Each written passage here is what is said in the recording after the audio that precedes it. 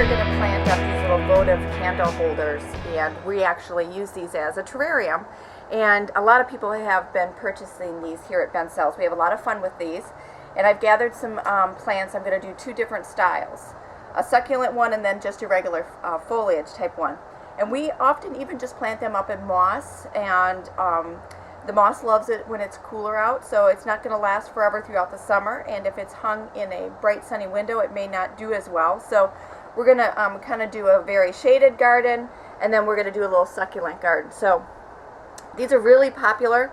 You can actually use fish line to tie these up. It's translucent, so you can it looks like you have these little glass balls hanging from the ceiling or from a hook, however you do it. You can use all different colors of ribbons. We even use copper wire, and so those are kind of fun items to hang them with.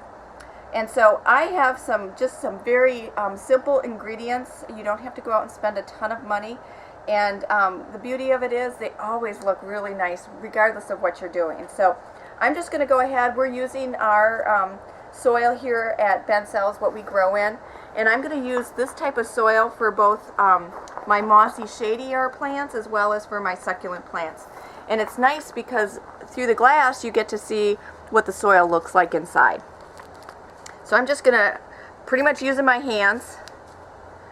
It might be kind of dusty at first, and when you're planting you might have a little bit of dust floating around, but when you water it in it will settle. You can always get a little paintbrush in there and flick away at the plants as well.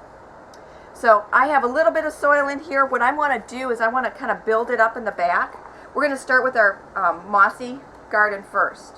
So I'm kind of building up the soil line on the back because I'm going to create a little hillside. And these are such small little spaces. You don't want to overdo it. I'm not going to cram 5 different plants in here. It's just there's not enough root space in there for that. So I've chosen a couple different things. I didn't know which one I wanted to use. This is a strawberry begonia, and if I use this one, what I would do is I would literally pinch off the largest leaves. It's kind of a bonsai technique.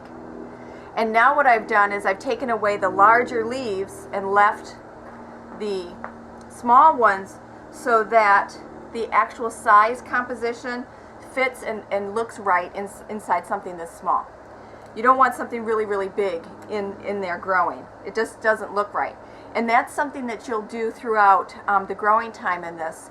And whenever you see a big leaf developing, you'll just get in there and pinch it off and keep this little container manicured. This is a little Peperomia, and I like this plant. I use this quite a bit in my terrariums. It's just the color's beautiful. The new growth is a pretty chartreuse. And I just kind of play with the roots a little bit, keep them kind of pinched off, and I'm just going to stick it in here.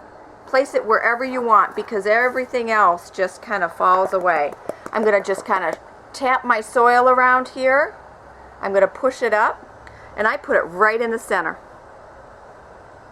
Then what I've done, we have a lot of moss growing here all over the benches in the greenhouse. I love the moss that have the little spores growing on it, and I'm just going to break off a few pieces of the moss. You can kind of tear it open and make a line, and I'm just going to come in and I'm going to tuck it around my Peperomia.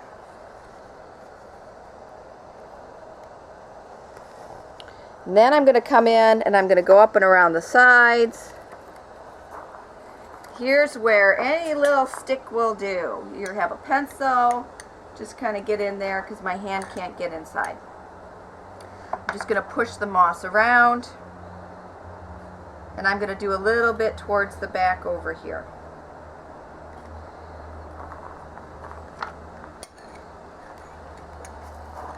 The nice thing that this moss does, and if you don't want to use moss you can use stone, is it kind of holds the soil in place so that when you water it the soil doesn't fall out.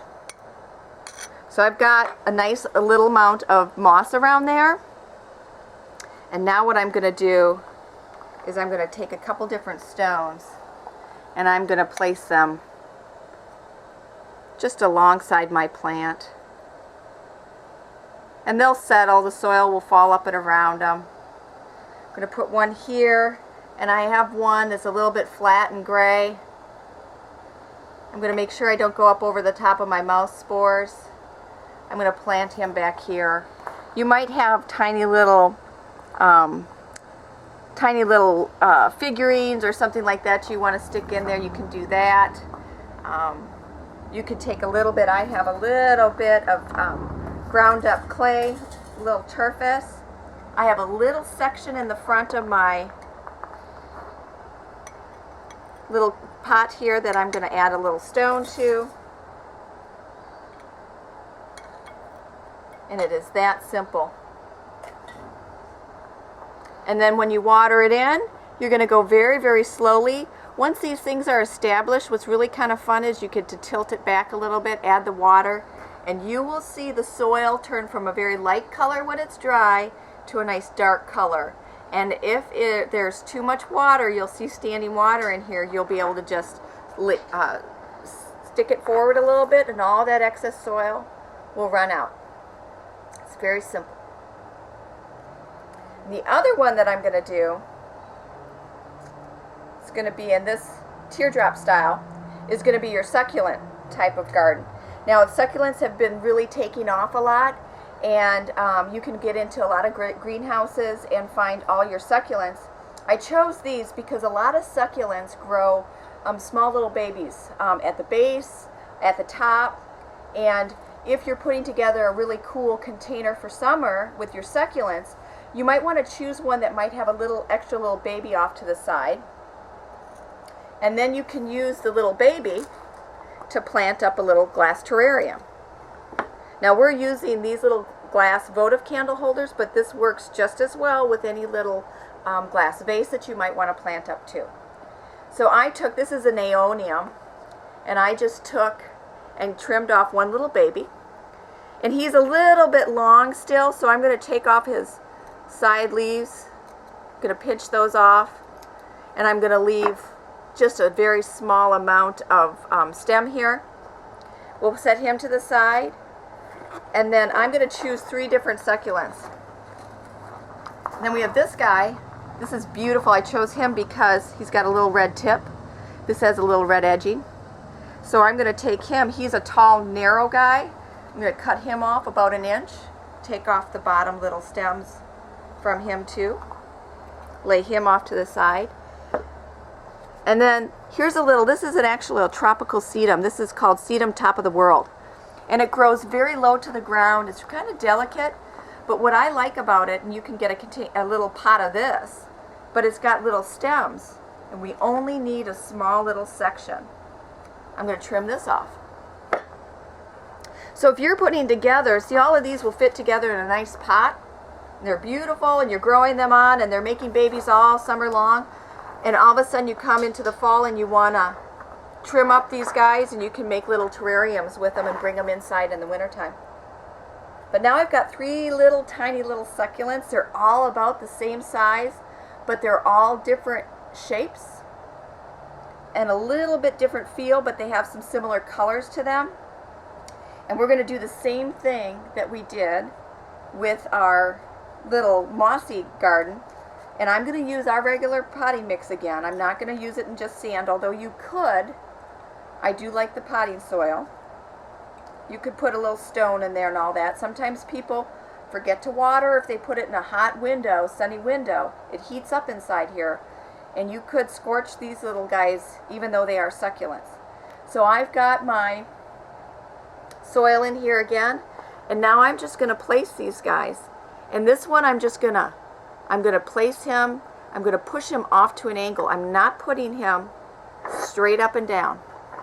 I'm going to set him in and push him in at an angle.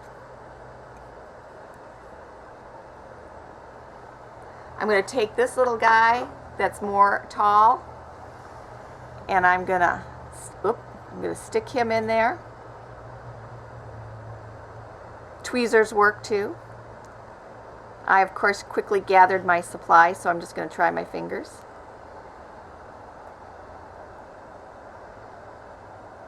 I'm going to just push a little bit of soil around him. So he's in there now. I'm not going to use any moss. because it's just not going to take the watering. And then this little guy, because he is a creeper, he kind of comes alongside and grows around there. I think it'd be kind of neat if he could just grow and fall out of the opening in the front.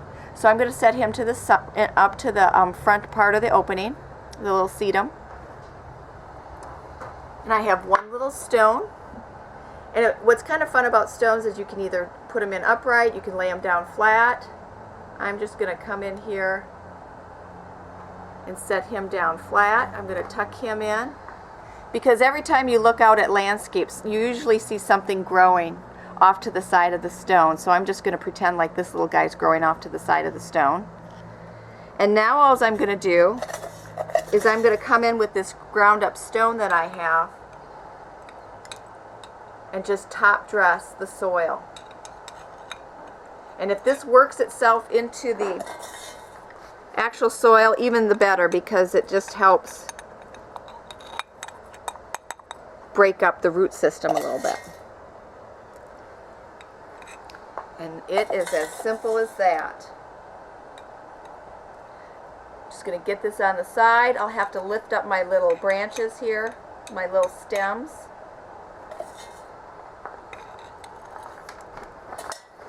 We're going to water this guy, and I'm just going to lift this one up because I put stone right on top of his little petals. I'm just going to use my little spoon here, the edge of it. And you can always come back after your soil settles, after you water it, add a little bit more stone if some of it moves around. And there you go. 2 little containers. One of these would be great for a good sunny spot. And then this guy would be good for a low light area. 2 very simple, very inexpensive ways to plant up a little terrarium.